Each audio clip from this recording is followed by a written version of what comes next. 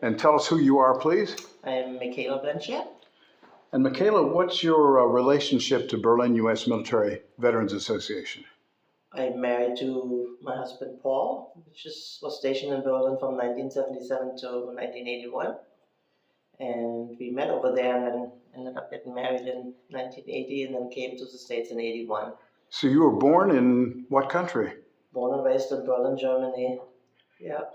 And you talked to the group the other night and you expressed something on behalf of your mother and yourself about the relationship between Americans and Germans. Can you explain why and what? Obviously, I had a lot of family growing up through the war, and my mother was a child when the war ended. She was 7.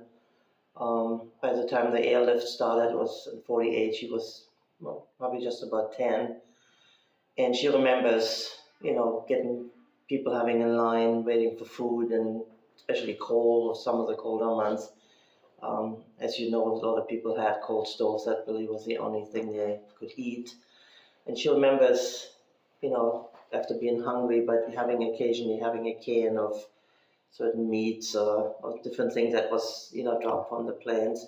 So we talked about it over the years, and she had always expressed that she was extremely grateful to the American soldiers or, even the Air Force flying planes. And I learned, the importance of the planes taking off, landing, I think it was every minute. It's kind of hard to imagine. And she always said that this would not be a free Berlin without the United States Army, and I believe there were some British soldiers, GIs as well, but mainly the United States. And she always spoke very highly of the American soldiers and how that really impacted. And as I got older, I realized that that was probably the reason we were still a free society and not like some of the people we knew in East Berlin that were not so lucky. So I basically grew up with that appreciation, and I met Paul. It kind of came full circle.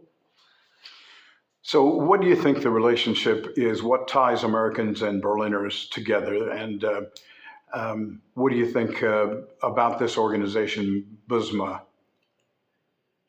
I think that, especially with the welcome home needs that you have, and reaching out some of the younger people, that they kind of don't forget what it was. I mean, the wall has been down now for 30 plus years, and I have known some younger generation that don't even know what the wall was. It was just a thing that was there, and that now it's gone. And so I think having people coming on a regular basis and speaking to some of the younger people helps to keep that appreciation going.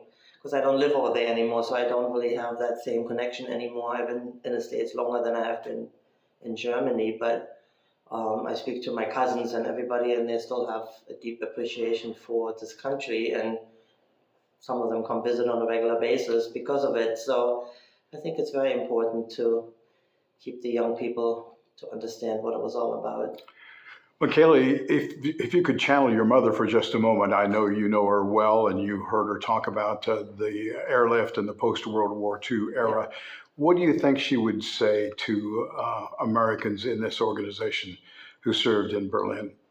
Well, I think that's what I expressed the other night. She would just be deeply grateful, and I think she would say thank you probably 20 times and be very humble about it. She probably would cry. She's always very teary when we talk about it or we see something on TV about it. She kind of tears up, and she just has deep emotion about it because she really knows that made a big difference to a lot of people in Berlin. And I am personally very grateful as well because, again, I was able to grow up in a free society, and can't take that for granted. Thank you so much for sitting down with us today and for giving us the message that you gave us. You're welcome.